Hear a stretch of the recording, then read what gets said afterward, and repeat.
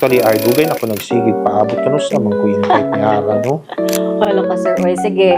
Pero na naman jud ka din sir. Magpaano tag consultation? Kabalo ka, sir, daghan kay pangutan ang mga moms. Mommies. Mga moms jud. Kay pag mama namang good ka usually, sir, ginaset aside na nimo na imuhang. Kaya na ganing, ay, dilis ako magpa-dentist.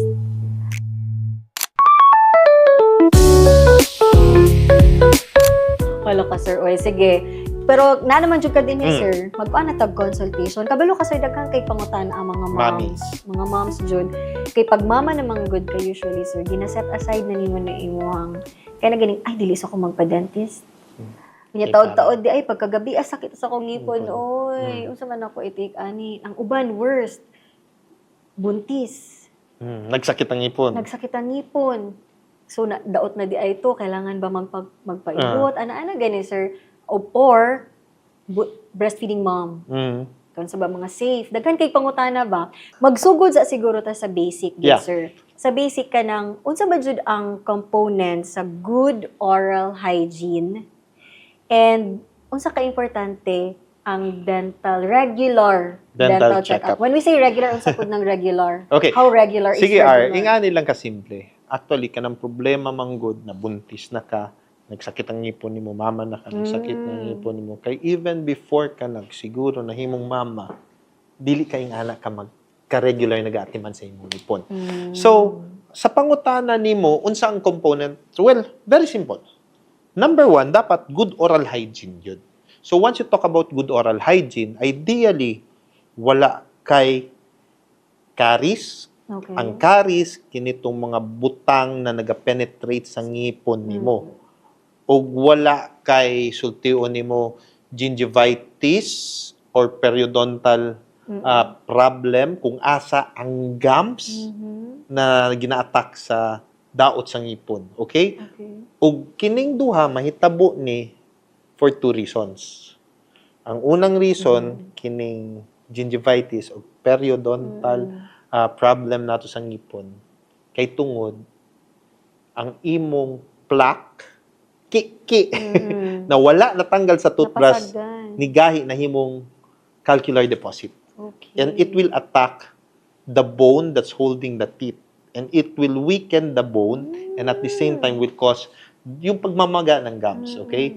Yung caries naman, this is the mix of the bacteria na ginakut-kut nila ang ngipon ug dito tong mga bangag ang ngipon na mosakit. So, una, dapat na kay good oral hygiene. How do you take care of that? Number one is brushing your teeth properly. So, dili pwede once a day lang. So, dapat at least 2 times a day or the best is every after eating. Anya ang Pinoy, hindi lang biya ng breakfast, lunch, dinner, napay unsa. And even if you drink coffee, dapat ideally ginabrush nimo ang teeth mo. Ideally kasi bakit man, you need to bring that acidity of your mouth to a certain pH level. And once you take in something, nag-activate ang lahat ng bacteria dahil nga may food kang nilagay sa mouth mo. Okay, so that's it. Brush ka, no? So kung di man ka makabrush after drinking coffee, inom kag tubig, mumug ka o mouthwash ato ka sa CR. Then floss daily. Hindi man maabot sa gums ang in-between sa ngipon. So that's why you need to floss. Actually, ang mga Pinoy wala pa kayo na-educate with flossing. Floss, Ang ilang na-educatean hair flossing, tanggal og buhok. Oh my God, oh my God. Guys, parte na siguro sa flossing ang magdala ka ng floss sa bag mo. Sa bag mo. Okay, so yun. Tapos, regular dental check-up. Pag How sinabing regular is regular? Okay, standard 6 months kung wala kang problema. Okay. Pero if you have like gum problem or meron kang periodontal problem, the dentist will tell you every 3 months or every 4 months, depende. Tapos, kung may problema ka sa ngipin mo, kung may nakita ko, parang may itim sa ngipin ko, may biak sa ngipin ko, may natanggal na pasa, punta ka sa dentista mo. Okay? Ano mangyayari, Doc, pag hindi magiging regular? Ayun, yung calcular deposits, pag hindi natanggal, mas malaki ang build-up. So, yun ang nagiging So, dili lang na siya limited sa mga moms, di ba? Sa tanan, we're talking about even basic. kids. Yes, kid. Tapos ito, balance ng diet dapat less ang imong pagkaon ng sugar kasi sugar is the culprit. Yes, grabe. Tapos sa mga older people naman, well, yung mga sigarilyo, yung mga tabako, yun yung ano. So yun yung ating basic dental. So para dapat alam natin yung basic natin. So kung alam natin na ganito pala twice a year magpunta ng dentista, at kailangan ko mag-brush, mag-floss, mouthwash, yan. Yan yung mga bagay. Sasabihin ng iba, Doc, ay, mahal man magpa-dentista. Mahal magpa-dentista, pero mas mahal ang bag. Mas mahal ang Shopee. Cellphone. Mas mahal yung mga abubot. Guys, ganito, put it in your budget. Put it in your budget. Include it in your annual budget. Kasi kailangan. Especially to moms na nagdaan ng mga problema sa ngipin. Don't let your child don't allow it in your child na mahitabo na siya. So dala ang imong anak sa dentist, have it clean kasi pag worse na ang problem, mas mahal. Yes, mas mahal. And speaking of kanang pagdala sa dentist, ano ba ang mga common na mga dental treatments, Doc? Okay, basic dental treatments are cleaning, pasta, tapos next niyan is root canal. Itong progression cleaning, pag walang problema, cleaning lang. Pag may sira ng konti, pasta. Pag medyo malalim na, pasta pa rin, pero meron ng mga gamot na nilalagay. Pag sumasakit na hindi na kaya ng pasta, then you move to root canal. Okay? Pag root canal, ibig sabihin, tinanggal mo yung nerve niya, pero nandyan pa yung ngipin. Then next niyan is crown and bridges, para, kunyari, malaki ng sira ng ngipin, hindi na kaya ng pasta, crown and bridges. Kapag na-root canal, crown and bridges na, or nabunot, kailangan ng bridge. Yun yung Yun yung mga common. So, ang last is bunot. Okay? Dapat ang extraction is always the last resort. Pag hindi na kaya i-save ang ngipin, or for Filipinos, sometimes it's the first resort. Kung hindi kaya, bayaran ang pang root canal, pasta. So, it becomes their first resort. Magaling mo lang, Dok, kasi pag natanggal na, ang isip nila, wala na, tapos na ang problema. Kung naubos na rin lahat ng ngipin mo, tapos na rin. Paano ka kakain? That's simple. Pero it all boils down gihapon sa good oral hygiene, Doc, no? Yeah. Para dili mo na. Pero kani, Doc, sige, let's be more specific this time when talking about oral health. Labi na sa mga moms. Doc, I've joined a lot of mommy communities, na mga Bisaya, ng mga mommy communities, ng mga Tagalog. Pero magyud nga mag-trending ng mga topic, Doc, is kanang, unsay buhaton, kung buntis ko, magsakit akong ngipon, magpaibot ba gyud ko dayon? Unsa ba ang safe nga mga dental treatments for me and ang mga dili safe? Kadalasan man gud pag buntis, wala man na siya nahitabo tungod buntis ka. Again, kung grabe ang pagsakit sa ngipon, lagay nato na for extraction. So dili siya dinala kanang Dili na siya tungod 9 months na daot ang ngipon nimo dili. Before pa lang naanay daot ang ngipon nimo. And maybe tungod na buntis ka, medyo baba ang immune system nimo, etc. Nay nahitabo. But common pod sa pagbuntis na atay ginatawag na gingivitis pregnancy. Okay. So normal gyud na nakay kanusahay na magka-gingivitis ang mga buntis, okay? Because of the hormonal changes. Okay. Okay lang na siya, Pero kung regular ka nagapa-cleaning, magkaroon ka ng tawag ani pregnancy gingivitis, okay lang man na siya kay hormonal lang na siya. Ang problema kung naa kay daot sa ngipon, naga-calcular deposit ka tapos nagkaroon ka ng pregnancy gingivitis, edi mas mabilisan magka-problema Remember, kung ang ngipin, like we're talking about periodontitis. Ito yung periodontitis na ngipin, ang palibot niya, yung bone niya ang nagka-problema or yung gums niya ang nagka-problema. So, if you have that, tapos nabuntis ka, nagkaroon ng hormonal changes, ang mahitabuan na, mas grabe ang effect sa imo. So, unsang tendency, mag-uga na ang ngipon, maibot na ang ngipon. Kano sa ba safe para sa buntis daw na Dental? Oo, Magpa-extra. magpaibot. Okay. Ang unsang yun nato is always ibot yun, no? Although, dili man yun na ng mag-ibot ba dayon? Dili, honestly, for pregnancy, dili ang pregnancy, pati breastfeeding Breastfeeding. mothers. Oo. Kasi ang worry nila, ay, di ko pwede mo adto sa dentista kay ang anesthesia Anesthesia, basig maadto sa magkaunsa or ang blood, tambal, oo, blah, blah, blah, blah, blah, blah. Dili biya permente ang anang treatment. Okay. You go to the dentist that maybe ang kailangan nimo pasta lang. Wala ka kabalo eh. Okay? Kato ang pwedeng basic na buhaton. Pasta, cleaning. Ang uban, like, ang mga bawal yun buhaton ara magpa-tooth whitening or ka na magpa-crown and bridges ka, nadugay Veneers kayo nga ka ni makamay, Kaan. o ka na ganing veneers, ka nang inganag yung kay dugay manggod na ng mga procedures. So, kung buntis ka normally, extensive work ang dental procedures ani. So, dili na siya. Extraction, if needed, Okay. kung grabe na gud ang sakit, huwag yun lain choice Oo. but Ay. to extract it. Kay grabe naman, it's choosing between your way of life, di ba? Kaya kung sakit na, bother na, ibto na gud siya. Pero Doc, first trimester, second, Okay. third, asa ba? Ang ideal yun, ang safe is on the second trimester. Second. First and third yun, dili yun na siya basta-basta. Normally, it's on the second trimester. But again, if it's an emergency case, mag-coordinate man ng dentista o ang physician or ang OB nimo to talk about kung unsang pwede, unsang dili. Kaya wala man mi kabalo sa condition sa pregnancy or kung unsa. So, as much as possible, dili gyud ta gusto mag-iwas yun tag mga medications, di ba? Like, ang kadalasan na medication kana mga high dose na mga pain relievers, di ba? Or kana mga antibiotics. Siyempre, remember guys, na everything that you take in, maadto sa inyong anak. Sa baby.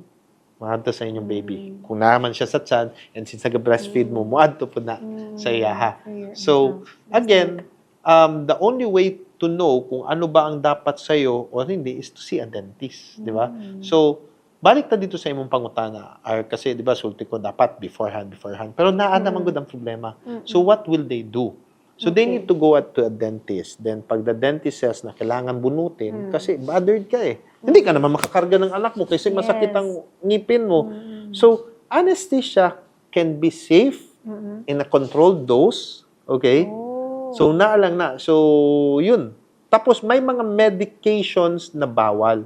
Okay? That's why it's important to see a dentist. Kaya alam nila kung when.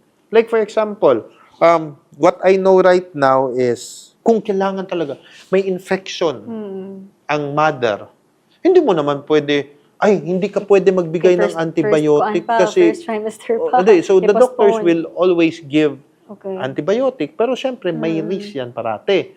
Or kahit sabihin mo, nasa second trimester, namaga na siya, kailangan naman ang infection ang pabiyaan mo. So the doctors will always give medication. Pero remember that the only one that will give medication na sakto is the doctors. Okay. So, in short, dili tanan nga mga cases pare-pareho. So, it's always best to consult a dentist. Yes. And do not consult Google. Dili self-medicate. What are the risks of self-medication? Eto, grabe ang risk sa self-medicating. Kasi, ang pwede na mapunta is doon sa anak ninyo. Baby. So, like for example, marami kasi nag-self-medicate, okay? Oo.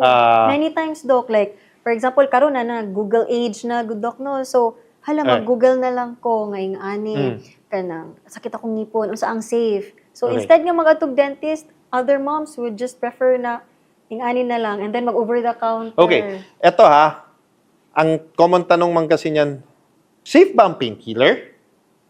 Anong safe na antibiotic, di ba? Yes. Well, again, ang doctor sa makabalo, mao ganin ang mangutanan sa buntis baka, na ba kay high blood, kay naamang yung mga medicine na pwede ihatag, ug dili pwede ihatag. Okay, so pareho sa mga acetaminophen, kinitong mga Tylenol, paracetamol, kana siya, generally, kini siya, safe ni siya Okay. during pregnancy and breastfeeding. Okay. Mao nang umaon sa pwede pa ta mag-mention og mga Sige, sige kay total unsa man Yes. paracetamol unsa man ang number 1 na maon sa nimo dating gi-endorse na ko Biogesic. So mao nang di ba safe na siya. Ibuprofen lahi pud na siya kinitong mga Advil, di ba? So kini normally ginapa-avoid ni siya sa third trimester. Kasi usually safe siya during breastfeeding kung low dose. So dapat makabalo mo kung unsa ang medication. Kay kung ikaw lang sakit, dili man gud to nag-work sa ako atong Oo. paracetamol. So mag-ibuprofen ko, wala ka kabalo na mas damaging dahito sa imong. Okay. Aspirin, kini, common po ni siya. Mm-mm. So gina-avoid yun ni siya during pregnancy. And this it's not recommended sa breastfeeding. Okay. Sige. Mefenamic acid, kini po, Kana sikat generally, kayo na, Doc. yun na, kini, mefenamic acid, kay generally, mas kusog ni siya compared sa Oo. paracetamol. Pero normally, during pregnancy, labi na sa third trimester, di na po siya kina-allow with caution during Okay. breastfeeding. Okay. So, yun. Dolcet. Dolcet is a stronger which is a halo na paracetamol o tramadol. Okay. Normally, gina-avoid po Kusog ni na kayo siya. siya. The stronger the pain reliever gets, gina-try ug avoid.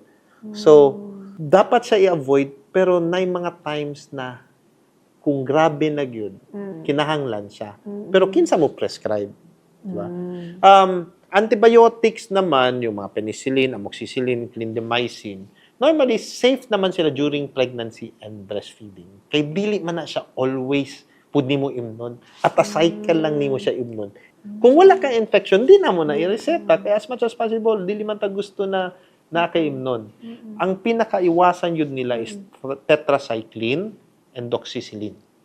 Kay kini, paggawa sa bata, stain yun ang ngipon sa bata. Okay. Ana siya ang effect. Mao gid ang side effect niya. Okay. Tapos, ambot lang kung nakadungog sila mga metronidazole na mga tambal. Okay. Kini pod, pwede naman na mga on the first or middle trimester kana. But again, ang makaibalog yun ana, ang mga doctors yun. So, ayaw mo pre-medicate. Pero Doc, Doc, na times pod na ka nang natulog na ka, patulugay na ka. Nagsakit imong ngipon, nagsakit ang ngipon Lagi. sa buntis.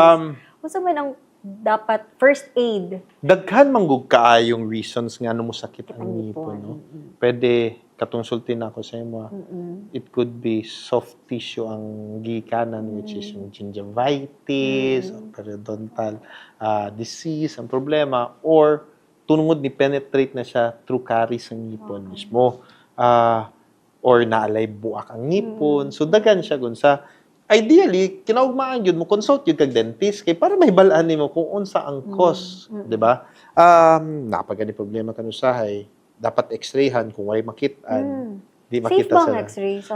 ideally ginaiwasan nato. Okay. Kasi dili siya safe because it has radiation. But again, it's choosing Kung kinahanglan og tool to know kung unsang problema, then we need to do it. Okay. Again, the medical profession will decide on it. Hand in hand with the OP. Always yun na yung ANAR. Pero balik ta dito, what if kung musakit? Well, siguro the first thing that they need to do is i-try mo nag-mouthwash kay basig na alay problema na nagkakos og sakit. Mouthwash. Kung di gyud mawala, kung daghan magug sakit kanang definition of sakit, unsa ba siyang ngilo? Oo. Sakit ba siya na murag nagatusok? So, Levels of pain. levels of pain, tapos sakit ba siya ipaak? Sakit ba siya kung nikaong kang tamis, Yeah. aslum? So, daghan unsa, the dentist could know about it. But if it happens, well, the basic lang yun na pwede na imnon na nakita nato safe is paracetamol.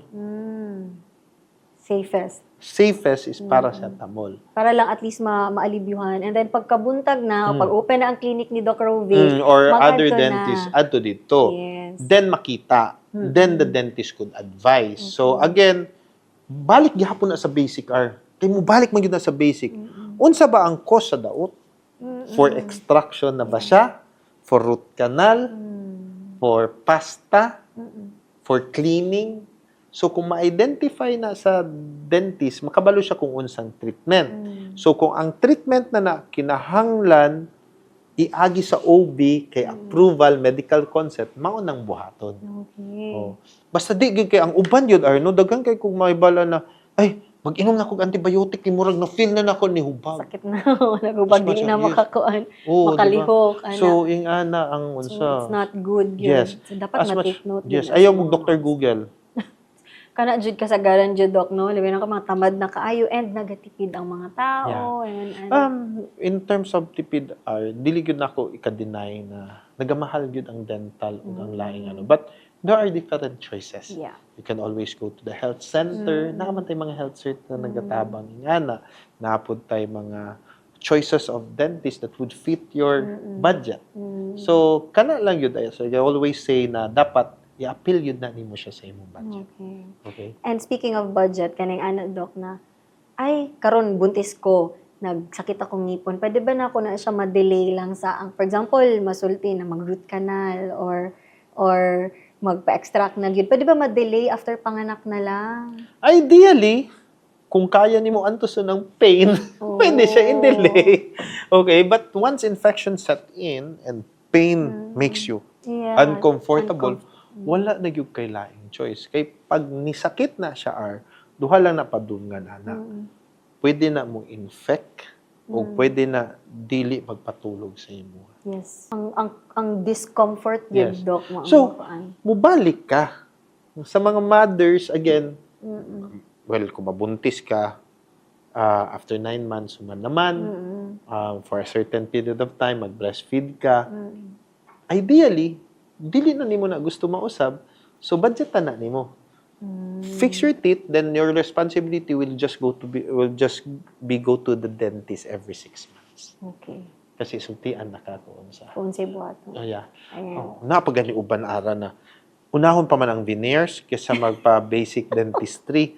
So again, mao to, before ka magpa-veneers, Veneers. ideally, just go for basic dentistry. Before ka magpa-whitening, make sure na napastahan, mga ibot na di na gyud na masave, maibot. Na-address sa ang main. Yes, the main. And don't allow this to your child. Kung ikaw ni Agi na ka, di ba, sa next generation, improve it. Bata pa lang ang inyong anak, dala na sa dentista. Ayaw hadlo ka. Yes. Sige, pag dili ka mo toothbrush, dalon ta ka sa dentista, ibto ng ngipon nimo. Because that would create more fear. Fear, mag-create yun siya. And madala na nila, Doc. Isa po makakuha na kanang sa mga ginatanaw nila sa YouTube. Oh. ngayong ani, ingon ana. Dapat dili. Ako, balik pang guna, kinsa man ang nagakontrol maghatag og Parents.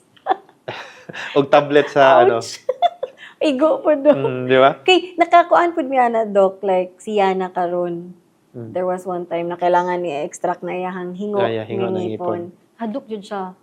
Hadlok yun siya. First, kay confident pa niya. Nahadlok na pag-ibot na dito. Tapos na bunot. Nabunot. Oh, Nabunot kumusta mo lang. na after niya na ano? Ano na siya nga, next time daw, pag okay lang daw na mag-dentist na. It's because i-explain lamang gud na siya. Yes. It's just Ipa-experience yeah. na po sa ila, hapon, Doc ba? I mean, ang dentist na sila'y ways lahi-lahi Yeah. ways. Like for example, me, ang isa sa mga ways na ako when I handle kids and even adults, di na ako ginapakita ang anesthesia sa ila. The injection. Yes. I never mentioned that injection. Unsa na ako kay kita manggud na manggud tay fear of Fear. unsa man na, di ba, matusukan ta na. So, Yes. can you Tanang imagine? tao, So, Judy, not just maugid kids. na siya. So, sa mga kids, almost all dentists di naman Yeah. ang ginapakita. So, it's turning the fear to excitement to be fun. Yun lang. Wow. 'Di ba? So karon ang mga moms, not just the moms, pati ang mga dads, and sa tanan nga magtanaw ani, do not be afraid of the dentist. Do not self-medicate. 'Di ba? Kailangan jud magkonsulta with a dentist. Daghan kay tag maayong dentist, daghan na kay new generation of dentists, and their clinics are really dili na tong mga kinaraan na scary clinics as you can Dark see, 'di ba? and- Light na kayo. Lagi So isa lang ang light. just siguro for the parents, lalo na sa mga mothers, make sure that you make it an exciting experience instead of a fearful experience. So kung kamo na hadlok mo tong panahon ninyo, tagua lang inyong kahadlok para pakita ninyo sa inyong mga anak na isog mo ato Yes. bang dentist because para to sa ilahay. Oo, magsugod jud na mismo pud sa tuang. Palablabi sa mga moms nga mga buntis, like ato ang topic gyud karon do, ka mga moms sa buntis, do not be afraid. Diba? Always, And sa mga moms na buntis, you can always go to the dentist, di ba? Naalang gyud ihatag yun ang mga dentist na mga idea and they would always so yes, katong mga fear nila na dili pwede magpaibot sa unsa, iwasan yun nato as much as possible. But if there's a need, kailangan man yun. So where do you choose, di ba? But again, kana siya buhaton lang na siya with the proper guidance. no. Kasi para sa ako, mas delikado magbuot-buot og inom og tambal kaysa mo adto og dentista sultian siya kung unsang mas maayo, di ba? That's Kung it. dapat, kung moingon ang dentist nga balik diri after 2 weeks or after balik gyud. Oh. Balik. Okay, dili man na sila nagpabalik kay mangwarta na sila, nagpabalik na sila because they are concerned on your dental and your oral correct. health. Ayan, so daghan kay kong nahibalaan, Doc. But to wrap up this episode, any final message, advice, or tips, not just sa mga buntis, but in general, Doc? In general, siguro, when it comes to dentistry, actually, mas madali na ngayon compared dati. Pero, always, we go back na to the thought na medyo expensive ang magpa-dental. Yes, it's an extra cost for you. But the more you delay it, the more it gets expensive. So, put a budget on it. Go see your dentist. Dahan-dahanin mo na yung sinabi ng dentist kung anong kailangan mo papastahan, pabunot, and everything. Then after that, it's all maintenance. And there will always be a treatment for you. What do I mean with this, Ara? Yes, gusto mo magpa-veneers. Gusto mo, ayaw mo ng pustiso. Pero hindi mo pa yun afford yung budget na yun. Then, mas mabuti yung magpa-pustiso ka muna before that. Kasi kung i-delay mo ng i-delay, hindi ako magpapasta muna kasi mahal ang pasta. Hulog mo root canal, mas mahal. Hulog mo bunot, wala ka ng ngipin, na kailangan mo muna magpapustiso, mas mahal. Di ba? While, if you start with the basic na kailangan mo magpa-cleaning, magpapasta, and every 6 months, you achieve that one. You will have a good oral health. It all boils down to you're paying for your comfort. Diba? Isa lang yun ako masultiar. Makapalit yan, ikag soft drinks, taga buntag, udto, gabi. Ate, 15 pesos, isa ka tao. 15 times 3. Times 30 pa dyan in a month. 45. Times 30. Pila na. Diba? 400. Oh, tingnan, 45 times 10 is 450. Ayun, ko pangutan nag-math. Tama, di ba? 30. In 1 month, it's around 1,200, 1,300. Ma-afford man Basic gani cleaning na, every Doc, 6 months, 1,500. Oh, diba? Diba? So, guys, tanggala, well, the soft drinks company will hate me for this, but sorry, I'm a dentist. Yeah. Tanggala nimo ang soft drinks because it's sugary. Yeah. Okay? Or bawasan lang nimo. Minimize. I-alat nimo tong imong ginagastos sa soft drinks, put it in dental care. Yes. That's an intelligent move. You just need to give up something to gain something. Yeah, sacrifice. I-sacrifice ang inyong mga wants para sa inyong mga needs. Uy, wala ko kabalo. Ato 15 pesos na. Di ba? Mahal na 15. tayo. Ito, tama. For just 1 month, magsakripisyo ka ng isang buwan na soft Dugay na drinks. ko nag-soft drinks. Di ba? Kaya may budget ka pang veneers. No, thank you, Doc Chad. Chad, si Chad, grabe. But Doc, thank you so much. I'm sure dagan kay nga mga buntis, mga breastfeeding moms, and not just breastfeeding moms and buntis na mga naka-learn from you. Nakatawa ko sa buntis ba? Kadali. Before ka mag-extrovert, kadali. Mga mami na buntis, pila sa inyo ang guilty na naga-soft drinks mo. Hello, ako wala. Di ba? Hindi, promise. Di ba? But Kasi, yes, naiuba naga-crave yun, Doc. Yes. Especially kay nang naga-suka. oh. Naga-suka-suka. Mas Muna lami. ilang Okay, comfort. dili, They find comfort Comfort daw. from Okay. Nga naman, maka-burp. drinking. Yes, kailangan. Maka-burp. Mauna, di ba? Di magug so scary, susunod na Doc, mag-burp. oy. But again, kadami. Oo. Meron pa tayong diabetes. Yes, gestational pregnancy. diabetes. Oh. Yes. Gestational diabetes. Yun, sobra kang soft drinks. Oh, di ba?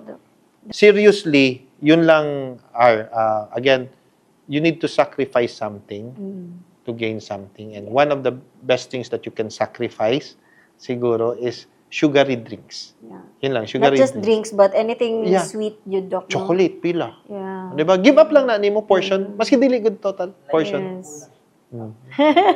Thank you so much, Thank Doc you. Rubik. And once again, unta mag-guest pa ka na mo sunod. Anytime. Let's talk about something naman. Let's Yes, talk about interesting. husbands. Something interesting. Abangan. Di ba? Thank you. Thank you.